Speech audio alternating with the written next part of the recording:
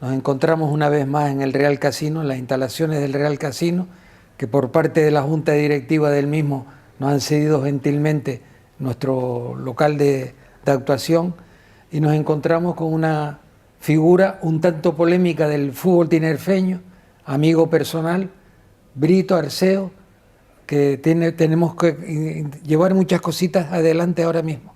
Brito, bienvenido aquí, y que vamos a ver si intentamos sacar una entrevista graciosa al menos. Bueno, un honor estar aquí y sobre todo agradecer al Casino de Tenerife por darnos esta oportunidad, por lo menos de encontrarnos aquí, que para mí es todo un honor. Perfecto, muchísimas gracias. A usted. A mí siempre que empiezo con los entrevistados, un poco que me expliques un poco tu currículum, ¿viste? Más o menos. Bueno, mi currículum vitae creo que es ya, digamos, mundialmente conocido, ¿no? Sí, Porque sí, por supuesto, estoy de acuerdo. comencé con 9 años en el arbitraje, esa ha sido prácticamente toda mi vida, hasta que tuve que dejarlo por circunstancias ajenas a mi persona. Pero bueno, pasé por todas las categorías del fútbol español, e incluso accedí a la máxima categoría, que es donde puede aspirar cualquier deportista, que es ser internacional, ¿no? Y con la connotación de que fui el primer árbitro canario en llegar a internacional, lo cual a mí me enorgullece enormemente, y donde siempre lo he llevado y lo llevaré hasta el día que no esté aquí en esta ¿Cuándo tierra. te entró a ti la afición por el fútbol en particular? Yo creo que yo nací siendo árbitro, porque yo recuerdo cuando era un chavalín que todo el mundo quería un balón y jugar y correr detrás de él y marcar goles.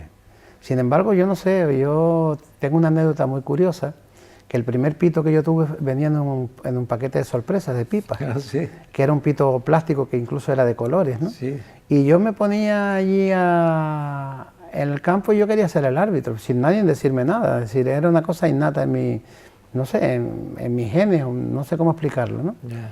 Y las primeras tarjetas que yo tuve en mi vida, que acuérdate que en aquella época era tarjeta blanca y tarjeta roja, no amarilla como las de hoy, Sí, exacto.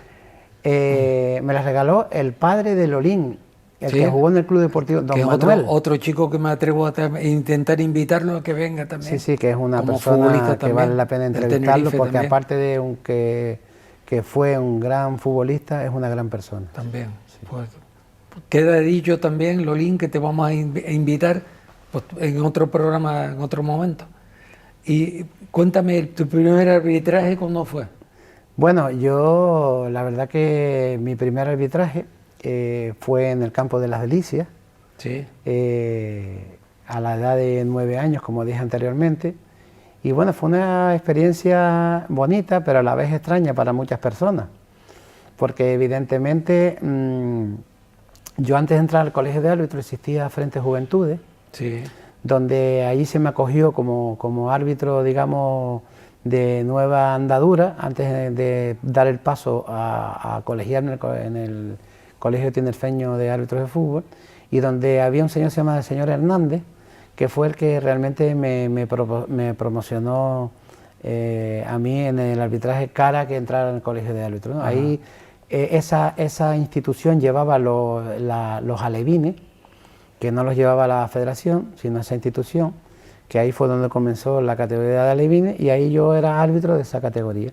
Yo recuerdo que yo arbitraba a niños que eran mucho más grandes que yo, de tamaño, ¿no? Sí, y sí. eso a la gente, cuando me veían a mí vestido de corto ante personas de más edad que yo, pues eso casi se reían un poquito, sí, por se así decirlo. llamaba bastante la atención. Claro, Sí. claro. ¿Y cómo te imponías tú un poquito manteniendo el orden dentro del campo? Bueno, yo siempre he sido una persona con mucha personalidad, ¿no? Desde niño. Yo creo que mi personalidad no estaba acorde con mi edad, siempre fui por delante, ¿no? Yeah. Entonces eso a mí me daba seguridad, y esa seguridad yo la transmitía. Entonces ahí me fui ganando, pues, digamos, según los futbolistas se ganan la afición, yo creo que yo llegué a lograr en el arbitraje algo que es difícil de lograr, tener afición de gente que iba a ver el fútbol, que también iban a ver al árbitro. Ya, también, en esa época.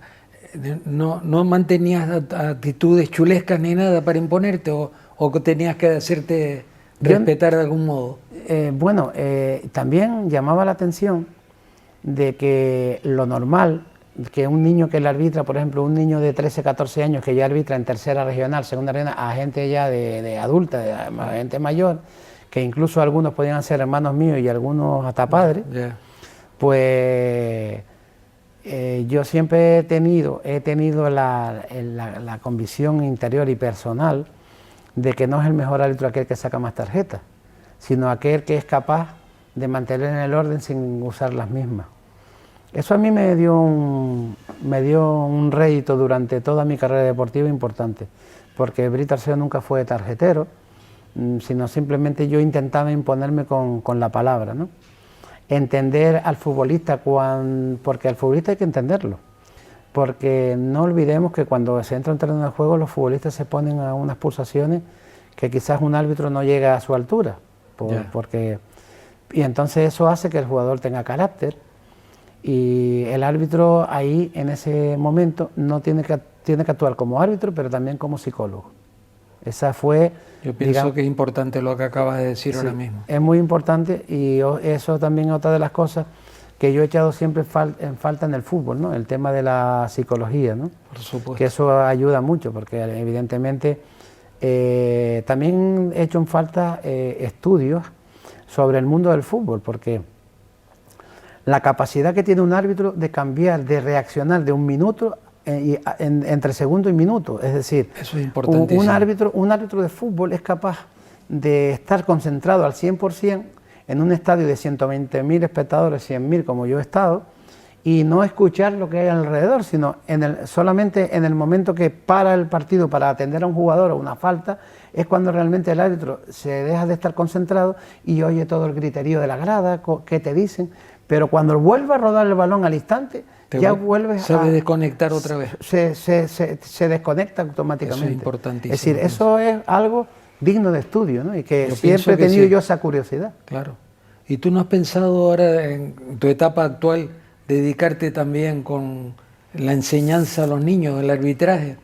¿O qué es lo que pasa? Bueno, desgraciadamente mi vida del arbitraje, desde que dejé el mismo, pues se ha visto afectada por diferentes motivos, ¿no? Que yo sinceramente me causa dolor, porque soy un hombre que amo el deporte, me considero una persona honesta, transparente, creo que tengo muchas cosas que enseñar en el fútbol, pero si esas cosas que tú tienes no te las dejan desarrollar, digamos, en los lugares que se merece, pues realmente no estoy perdiendo yo, está perdiendo un poco. Yo pienso que estás desaprovechado, estoy seguro que tú tienes mucho bagaje que enseñarle a la gente nuestra. Voy a decir algo, porque el tema que estamos hablando es muy importante, pero voy a decir algo. Cuando yo era un niño y estaba ya en categorías nacionales, yo recuerdo que estaba incluso en segunda división, en el grupo de los 60, recuerda que los árbitros accedían a un grupo, se llama Grupo 60, que pitaban primera y segunda división. Sí, sí. Yo llegué a decir en reuniones que teníamos anuales para hacer las pruebas físicas es decir, y unificar criterios de las normas del fútbol que salían nuevas en esa temporada, yo llegué a hablar de las nuevas tecnologías. Yo incluso se llegó a llamarme a la orden, porque en aquella época no se quería hablar ni se quería oír de las nuevas tecnologías. Y fíjate tú que hasta yo mismo se me ponen los pelos de punta, claro, porque que hoy en día está el VAR. Total con el tema. Es decir, que aquellas personas que me estén oyendo, que sean de mi época, dirán, es verdad, muchas veces Brito tuvo problemas por hablar de esas cosas. Sí. Yo recuerdo que el señor Plaza, que fue mi presidente ¿coincidiste en la época del señor Plaza, sí, me mandó a callar en un día que me dijo que si eso era una locura. Y ya hoy en día no es una locura, es una necesidad. Contrario. Es decir, que yo me anticipaba a ver cosas que realmente el fútbol necesitaba, porque no olvides que los árbitros somos personas humanas. Yo lo decía en aquella época, ya en aquella época me manifestaba yo sobre ese particular y decía que las personas éramos humanas y que realmente los clubes cada día se iban haciendo más profesionales y que nuestros errores les perjudicaban. Pero eran errores humanos, que no eran entendidos así por la afición, sino pensaban que nosotros éramos personas que favorecíamos o por simpatía, e incluso hablaban de que nos vendíamos en aquella época. Se hablaba mucho de desgraciadamente, eso, sí. Que nunca fue así. Pero bueno, las épocas van evolucionando y mira, como dice, el tiempo pone a cada uno en su sitio y hoy hay VAR, de lo cual yo me alegro. ¿Del VAR qué opinas tú del VAR también, Antonio? Yo creo que el VAR... está desaprovechado, en un principio te lo digo y así de claro. Mire, yo pienso que se le puede sacar mucho más partido. Yo creo que usted me acaba de robar una palabra y robar, lo digo con el más sentido de los respeto y con el cariño que te tengo, ¿no? Sí. Porque lo iba a decir. Los equipos de fútbol, mira, todas las nuevas tecnologías y todas aquellas innovaciones que se sacan nuevas siempre tienen provecho. Los equipos, antiguamente cuando no había VAR, no aprovechaban, digamos, la reglamentación para sacar ventaja, porque toda la reglamentación tiene para sacar ventaja. Yo recuerdo en aquella época que yo invitaba a los clubes a enseñar a los jugadores el reglamento, porque sabiendo el reglamento, tú podías sacarle ventaja. Voy a poner un ejemplo.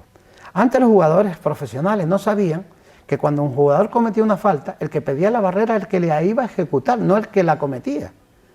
No, por lo tanto, si tú... Es un matiz importante. Sí, por lo tanto, si tú no podías pedir barrera, yo podía ejecutar la falta sin pedirle la barrera al árbitro automáticamente y coger en desventaja. Claro. Y mal colocado al contrario.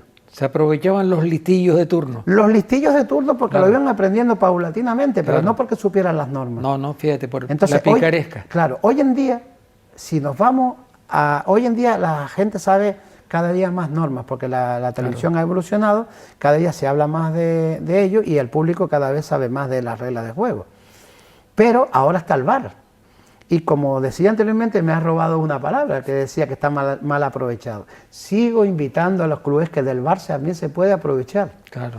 Mire usted, el VAR es una tecnología que demuestra pues acciones que no puede ver el árbitro. Entonces, si usted con la nueva tecnología crea un ambiente alrededor del área donde su equipo está más en el área que en el centro del campo, hay más posibilidades que usted le cometa una falta, un penalti. Claro. Claro, entonces, eso hay que trabajarlo en los entrenamientos. Claro, eso podría ser, sí. Y es una cosa que no es una locura por mi parte, sino es una cosa que yo... Que fuiste un avanzado y punto. Y que lo sigo viendo, claro, y que sigo viendo que toda norma, toda cuestión tiene provecho. Lo que pasa es que hay que buscar el camino para sacarle el provecho. Claro. Eso sí, siempre dentro de la legalidad y siempre dentro de las normas. Por supuesto, una innovación tremenda. Una innovación tremenda fantástica, que yo apoyo. Yo también creo que... Y también creo, y no lo digo por el tema egoísta, de yo querer estar detrás de ese VAR, pero sí entiendo que el VAR no debería llevar los árbitros directamente que arbitran a la siguiente jornada a los clubes. Es decir, para mí las personas que deberían llevar el VAR son personas que hayan sido, por ejemplo, ex árbitros, que dejan el arbitraje. Claro. Y esas personas son las que deberían de estar detrás del VAR. Que no tienen que seguir esa renovación por edad ni nada, pero que son aprovechables, que son los doctores que conocen el mundo del fútbol. El mundo del fútbol y aparte, usted imagínese que un árbitro que está detrás del VAR en la actualidad, por ejemplo, uno que arbitre un partido esta semana, toma una decisión que no está a gusto de nadie y sea un partido determinante y acuerde pues que vio un penalti y ese penalti pues se rectificó, o un gol que da y que luego lo quita, bueno, cualquier jugada conflictiva que pueda incidir en un resultado. Y usted imagine que ese es el árbitro que al siguiente partido le toca arbitrar a ese equipo. Claro, claro. Y tiene la mala suerte de volver a pasar reincidir otra vez.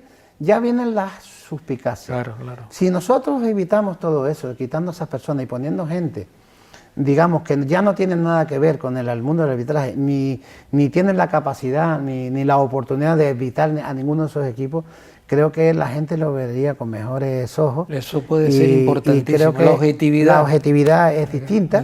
Claro. Y bueno, pues yo creo que es el único defecto que yo ahora mismo le veo a los dirigentes del fútbol, que no ven más allá de lo que personas que hemos estado durante muchísimos años, que entendemos no solo de arbitraje, sino de comportamientos de público, porque a lo largo de los años, al estar tanto tiempo en el mundo del deporte, te vas volviendo un psicólogo del mismo. Claro. Te da un aprendizaje terrible, ves cosas que otros no pueden ver. Efectivamente. Porque son muchos años, día a día, día tras día, y eso te da pues Pues una visión más claro, profunda de las cosas. Esto es muy importante lo que estamos hablando. Mira, Brito, y continuando con tu carrera, ¿cuál fue el primer partido así que recuerdas en primera división que te dejara cierto estilo o te marcara mucho, por así decirlo? Bueno, hombre, siempre recuerdas tu primer partido. ¿Qué fue? Te voy a decir, y a mí me da igual que a lo mejor los equipos, uno tenía nombre y el otro no, porque en aquella época tú sabes que los nombres influían mucho en Madrid y Barcelona. influían mucho cara a lo que es el mundo mediático, pero sinceramente a los árbitros no.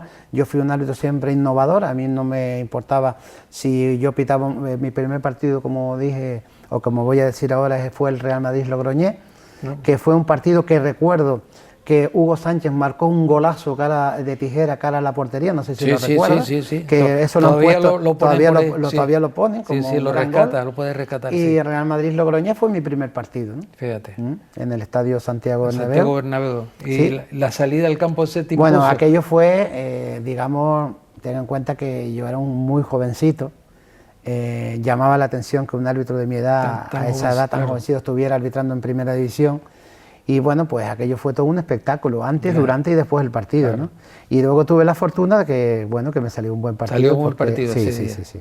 ¿Y tuviste algún roce con algún jugador determinado? No, porque... ¿Se portaron bien? Se portaron bien. Sí, te ayudaron, por así decirlo. Me ayudaron y además, en aquella época también tengo que decir que el partido se desarrolló con unos cauces deportivos como todo el mundo quiere que así sea, y aparte de eso, de que había una diferencia entre el Logroñés y el Real Madrid, de jugadores, digamos, y desgraciadamente también a veces los presupuestos mandan, ¿no? Claro. En aquella época el Real Madrid era el Real Madrid y el Logroñés era el Logroñés.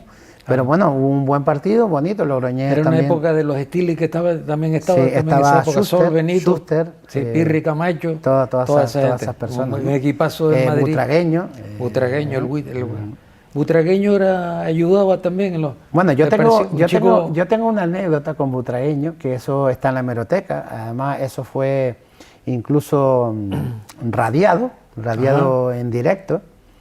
Yo estaba arbitrando un Sevilla-Real Madrid en el Sánchez Pizjuán, que por cierto me salió un partidazo. Tremendo también. Pero hubo una anécdota en el partido que no sé si voy a ser capaz, porque soy una persona muy educada, de decir una frase, pero voy a intentarla decir de manera que se me pueda entender, pero sin ser grosero.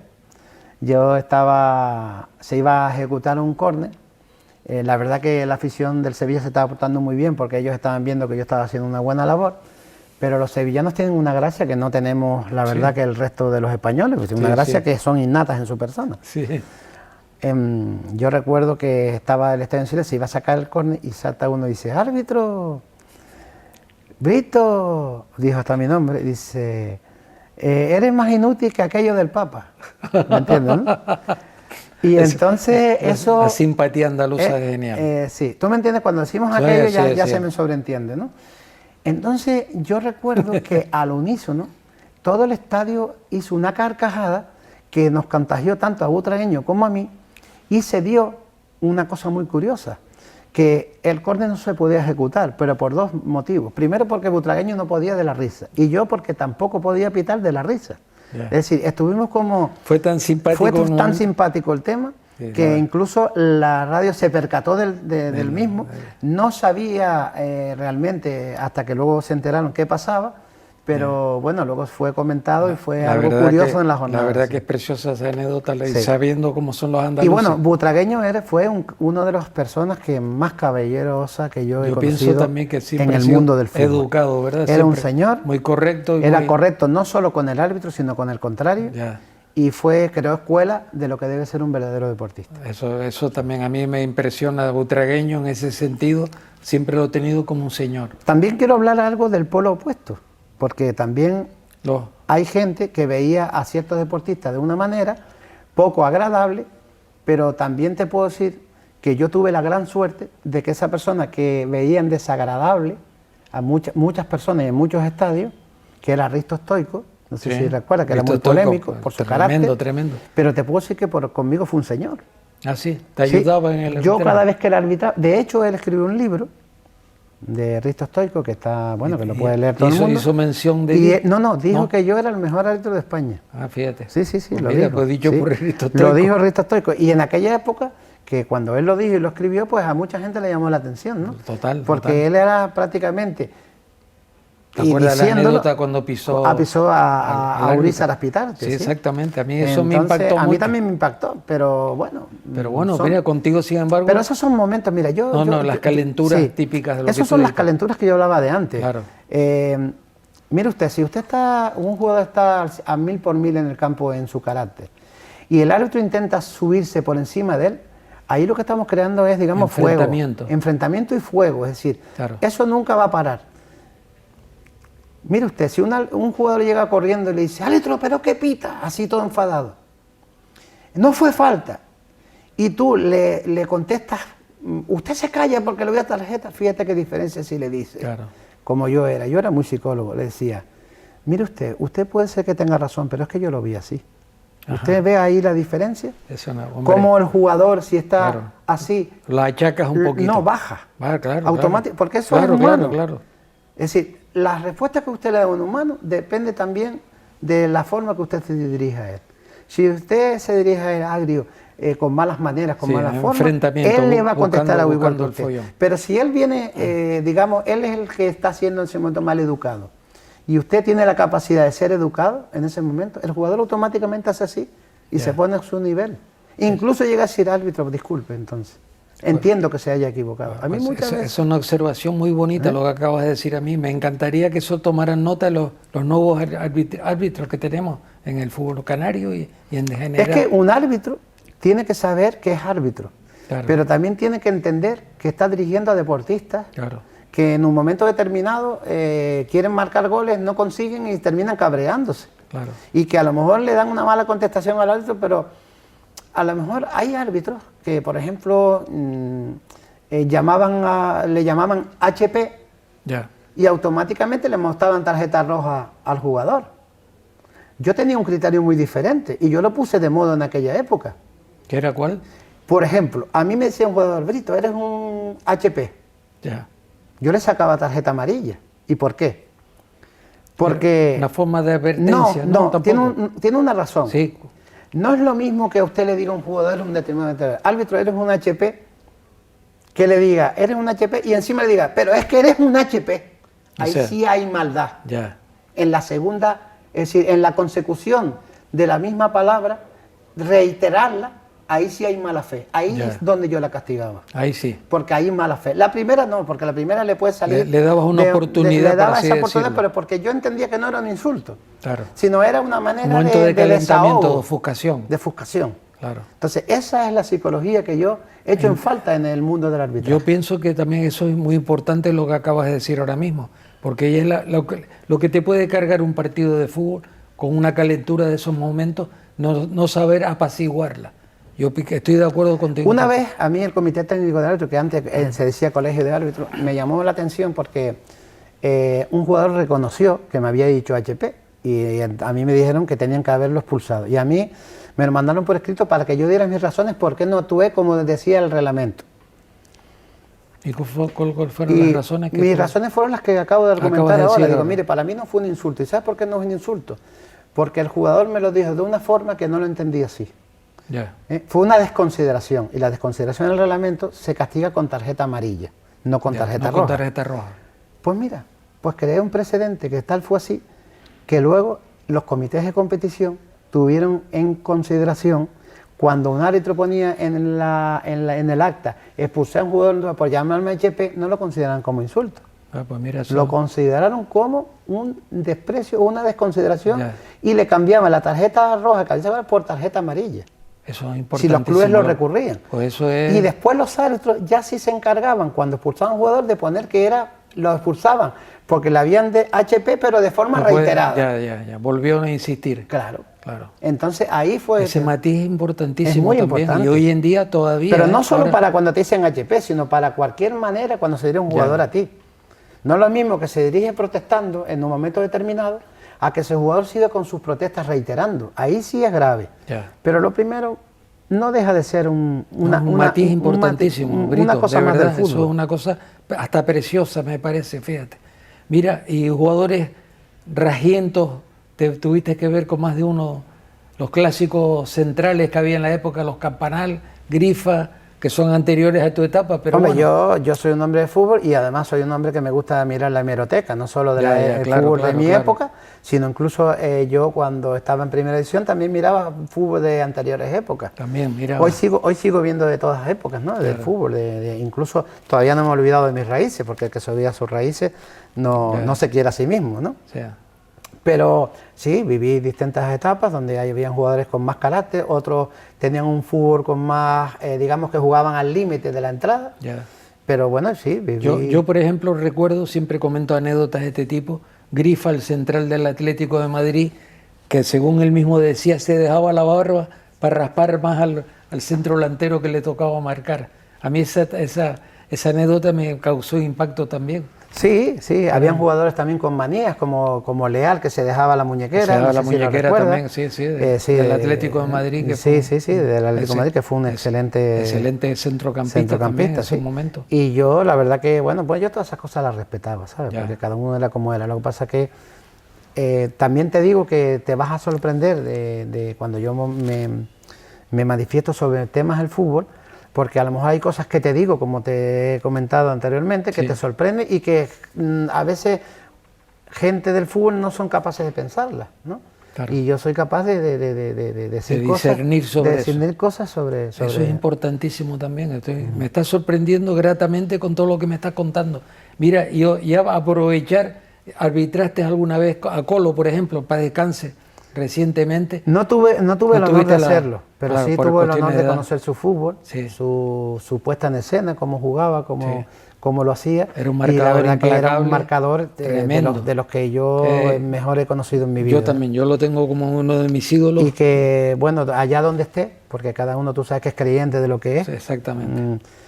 Ya sea Dios o en el universo, donde quiera que esté, pues que esté en la gloria y que esté descansando. Uno de mis ídolos referentes muchas a él también. Y que, bueno, que fue personas que de las que dejan huella y de la historia de nuestro fútbol, que eso, vamos, es algo hermoso que no se puede olvidar, ¿no? También conociste a Juan Padrón, que para mí es otro de mis ídolos del fútbol tinerfeño, en particular, uno de los mejores futbolistas que yo he visto en el estadio nuestro, y también lo que llegaste a conocer también, ¿no? Sí, don Juan Padrón fue un gran futbolista. Yo considero a don Juan Padrón una buena persona, fíjate. Yo también. Aunque yo pueda tener discrepancias con él por cosas que han ocurrido, los roces deportivos quedan en casa, pero y ya está. Yo de don Juan Padrón podría decir, al día de hoy, soy un hombre de fútbol y tengo visión, que es una persona, a pesar de lo que pueda estar pasando o que haya sobre él, creo que es una persona honesta. Yo también, yo apuesto por don Juan Padrón igual. Es una persona honesta. Quizás cuando oiga mis palabras se va a sorprender, pero no es menos cierto que yo, en cara hacia mi persona, sí me he visto perjudicado, porque pienso que el fútbol tinerfeño no ha sido justo conmigo, ¿no? A lo mejor por pasos mal dados por mi parte en algún momento, puede ser, porque todos nos equivocamos, pero eso sí, Brito nunca con maldad. ¿No? Y don Juan Padrón me estaba diciendo, como tú lo llegaste a ver jugar al fútbol. Sí, señor. Don Juan Padrón no lo llegué a ver tampoco, pero por razones, tú eres un pibito. Es un mito. Claro, don Juan Padrón es un mito, pero sí llegué a ver cosas de él. Cosas de fuera, también vemos cosas que se pueden hacer y que no se hacen. Pero eso no quiere decir que lo que él haya hecho o lo que hace esté mal, sino que a veces también hay que acompañarse de otras personas también, que el fútbol va evolucionando y tú con el tiempo, a lo mejor llevas mucho tiempo ahí y hay cosas que no ves que a lo mejor otros te pueden hacer ver. Entonces hay que llevar compañeros de viaje también, sin quitarle el sillón a nadie, porque yo no soy de los que quiero que don Juan Padrón se quite para ponerme yo, ¿no? Sino a mí me gustaría ayudar a don Juan Padrón. A mí, yo te digo que una debilidad mía como persona, lo considero un caballero por encima de todo. Yo sigo diciendo que don Juan Padrón es una persona honrada, seria. Yo sé que en la actualidad todo el mundo lo sabe, porque eso ha sido en los medios de comunicación. Tiene problemas con el tema de la Federación Española de Fútbol, pero yo apuesto que También, tanto él como Ramón Bouzó de la Federación Tinerfeña sí, son dos buenas personas y son por gente, circunstancias a gente veces honorable. Mira, ajenas es que al deporte en la sí. gente, mira, la gente, lo digo por mi propia persona, la gente va tirando cositas y siempre algo queda, desgraciadamente. Ya, Y después pasa el tiempo y nadie es capaz de pedir perdón, nadie es capaz de olvidarse de aquello que han tirado y que no fue verdad. claro. ¿Sí? Siguen manteniendo una mentira como algo verdadero. Sí, Y eso es que se lamentable. convierta, al final son casi verdades dichos por ellos, por estas señores, que han metido la pata y no han sabido recortar después hasta donde llegar. No solo que recortan, sino que esa mentira la siguen manteniendo como una verdad. Ya, ¿Entiendes? Todavía no son capaces de decir, oye, voy a retroceder porque este señor resulta que lo acusaron de una cosa y resulta que ahora ha salido libre y no el hombre tal. Pero ¿quién le paga a esas personas ese sufrimiento? claro, claro. Eso es horroroso. ¿Quién le puede pagar, por ejemplo, a don Juan Padrón o a Ramón? Los momentos que han Los pasado. momentos, no, me los que han parece pasado y los que están pasando. De una crueldad tremenda. ¿Eh? Para mí ¿Quién también. le paga eso? Nadie se lo va a pagar. Ya, ya.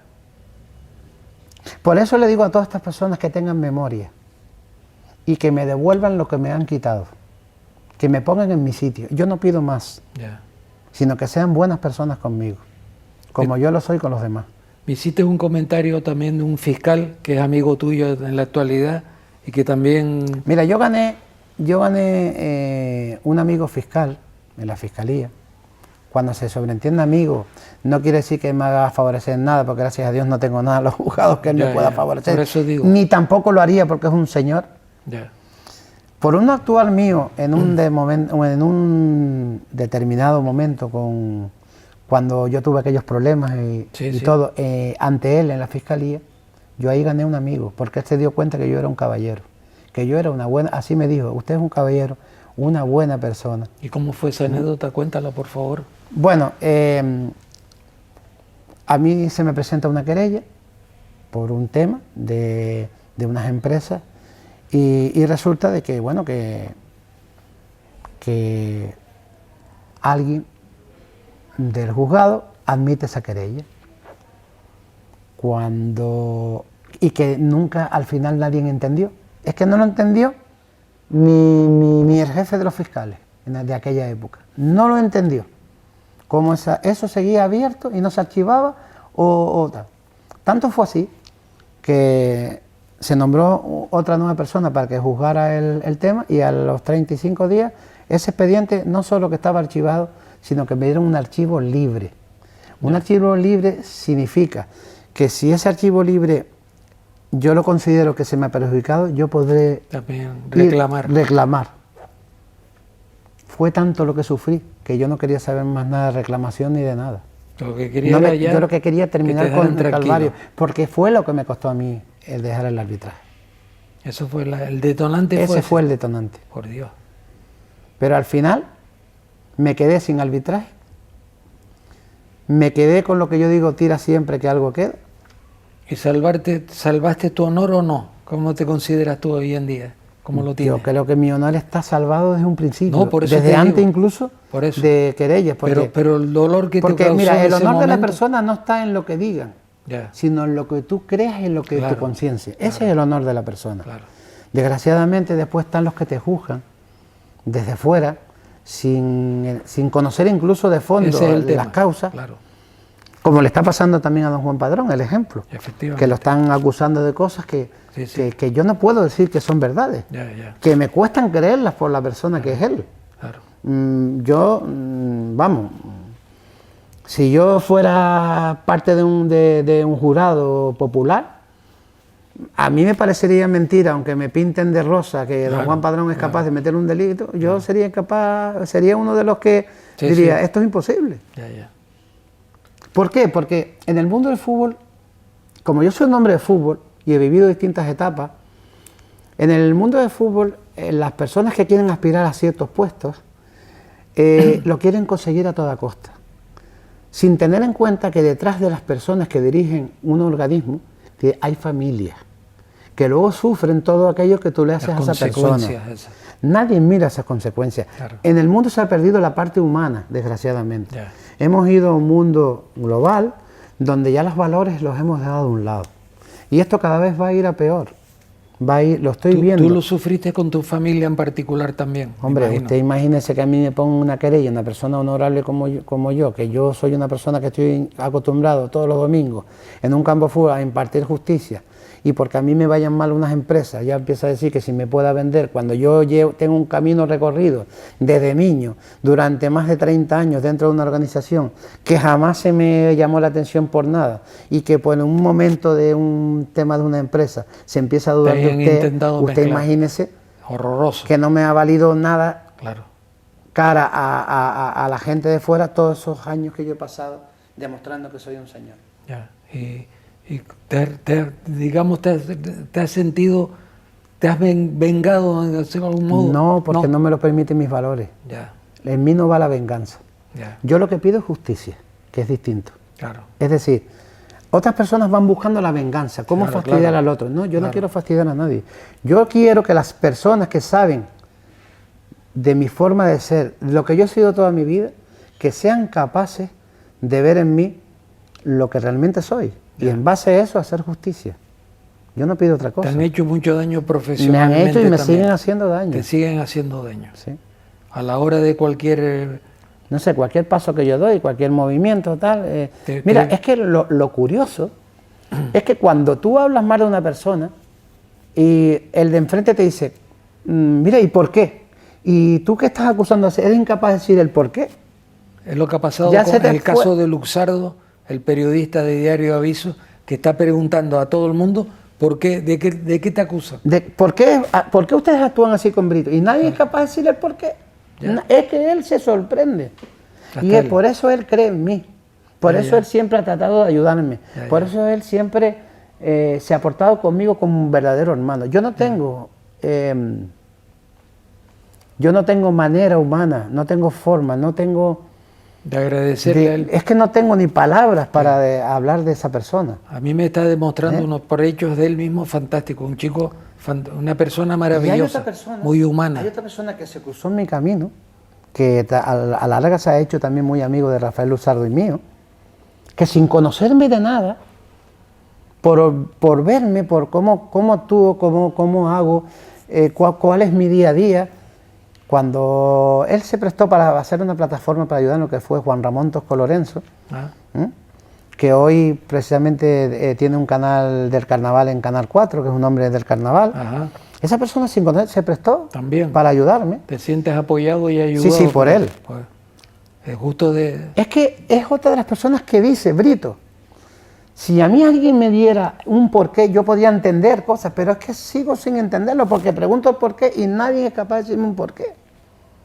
Entonces, ¿qué conclusión ha llegado ahí? O te tienen miedo porque tú eres una persona muy válida y tienen miedo a que tú les puedas mover el sillón, es lo que ellos piensan, o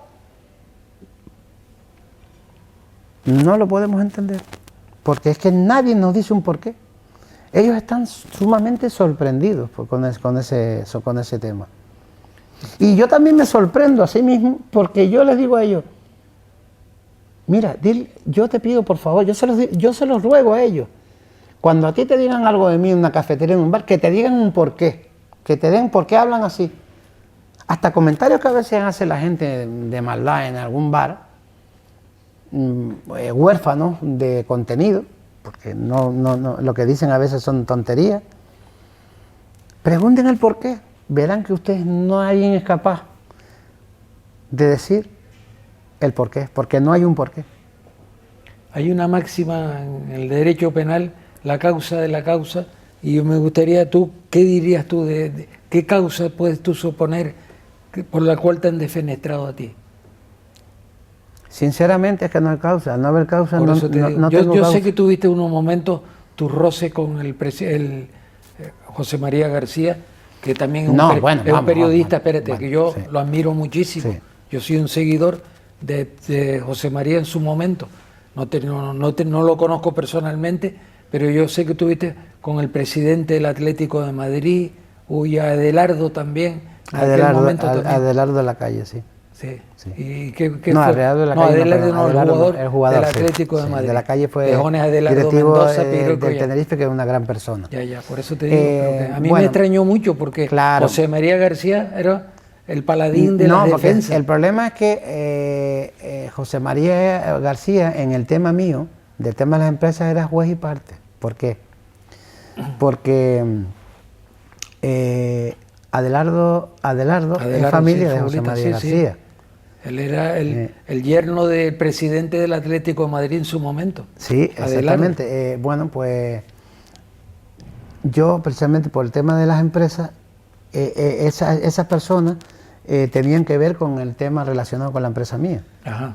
Entonces, y ahí se formó un tinglado, un tema de unas acciones que fue la querella que me pusieron, que al final no terminó en nada. Ajá.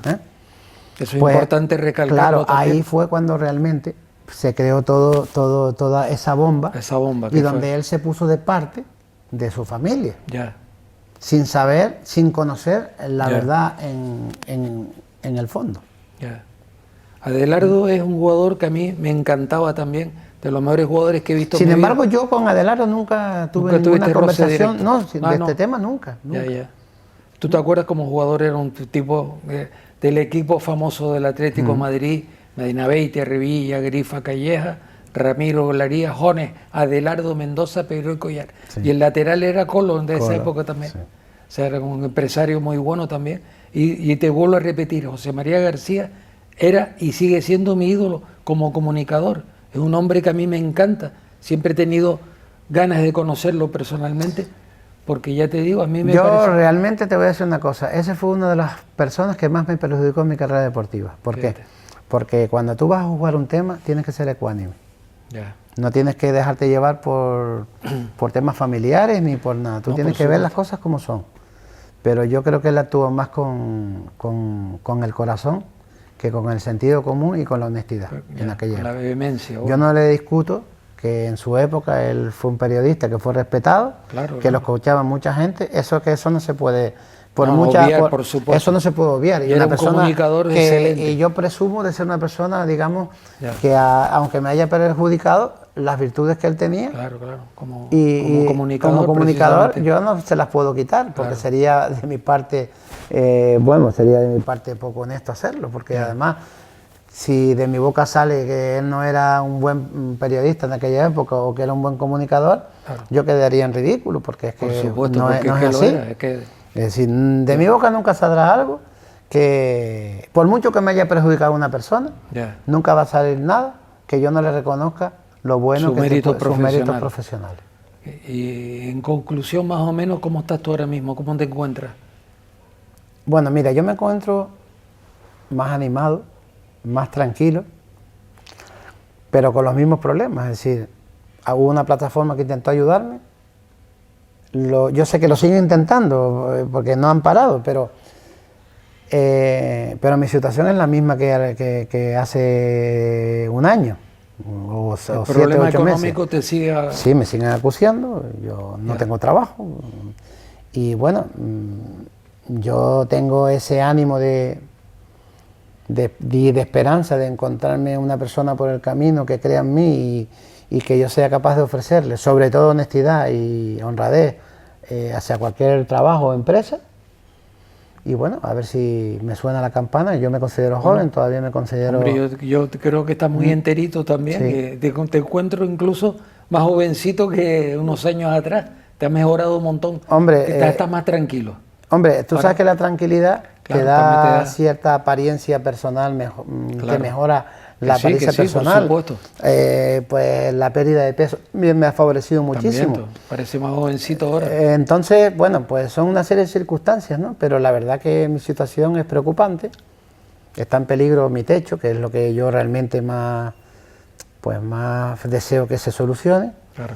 Y bueno, yo espero que a mí lo que sí yo he hecho en falta, yo sé que pueden haber muchas personas como yo, desde luego, ni yo soy mejor que nadie porque haya sido un deportista de élite, pero no es menos cierto que a veces se utilizan en puestos, digamos, importantes en el mundo del deporte y se le dan a personas que ni siquiera han jugado nunca nada. Hombre, que estamos hablando de un internacional de España como árbitro y un conocidísimo, que también me gustaría tocar ese tema de como árbitro, partidos en el extranjero, que hayas jugado, que hayas arbitrado? Mira, una cosa donde se portó también en su carrera deportiva José María García conmigo tampoco. Yo recuerdo que yo, no es por nada, pero yo siempre estuve en el candelero entre los mejores árbitros, digamos, de la época, que eran López Nieto, Brito Arceo y Díaz Vega, eran los que más, sí, y que además éramos los que mejores partidos, y los mejores partidos dirigían, pero los con más responsabilidad. Cuando no era uno, era el otro y el otro, así nos alternábamos, estábamos en la élite. Pues a ellos les designaban partidos internacionales y José María García los decía cada semana. A mí nunca me llegó a nombrar que yo iba a arbitrar, por ejemplo, un partido de la UEFA, un partido de la FIFA, un partido de, digamos, de Eurocopa o de un partido de la Copa de Europa, eso nunca. Lo que hoy es la Champions, que tú sabes que en aquella época tenían otros nombres, ¿no? Sí, sí. Y eso a mí también me dolía, y entonces, claro, muchos medios de comunicación de aquí se hicieron eco, y ellos sí me nombraban, pero denunciaban que los medios de comunicación a nivel nacional jamás eran capaces de sacar mi nombre, es decir, de nombrarme a mí, y sacaban porque era canario. Muchas veces los periódicos ¿Ahí aquí... notaste tú la lejanía de Canarias? Yo creo que sí, porque no tenía sentido. Hombre, yo pienso que en ese sentido, permíteme decirte que yo creo que José María García era no defensor, pero canario. No. Yo no me quejo de los partidos a nivel nacional. Ajá. Yo me quejo de los partidos a nivel internacional, que si tú no lo dices, la gente de tu país no se entera que tú vas a ir a arbitrar. Y entonces, a los partidos de Díaz Vega, López Nieto, García Aranda y toda esa gente que eran de la península, se los nombraba. Mira, pues Pita, y incluso los entrevistaba. A mí nunca. Y yo dirigí grandes partidos. Sí, cuéntame yo partidos. llegué a arbitrar selecciones absolutas, digamos, preciosas, ¿Sí? como Italia-Francia, por ejemplo. Ese partido llegaste a arbitrar. Claro, de clasificación. Importantísimo, claro. Yo le llegué a pitar a Platini. A Platini también. Es decir, a grandes jugadores internacional. Yo pité una final de Intertoto, ¿te acuerdas la Copa Intertoto que daba pase, que era una salvación de los que no habían llegado, de los que quedaban eliminados para llegar a la UEFA? También, ahorita estés ahí también. Yo pité una final. O sea que tiene un bagaje. Yo pité grandes partidos. También, claro. Lo que pasa es que, claro, yo podía haber arbitrado grandes eventos posteriores a nivel internacional porque llevaba una carrera meteórica, pero me vino el problema y se me terminó mi carrera y se veo coartada. Ahí te fastidiaron. Ahí ya, porque claro, al terminar el arbitraje en primera división ya no puedo seguir internacionalmente.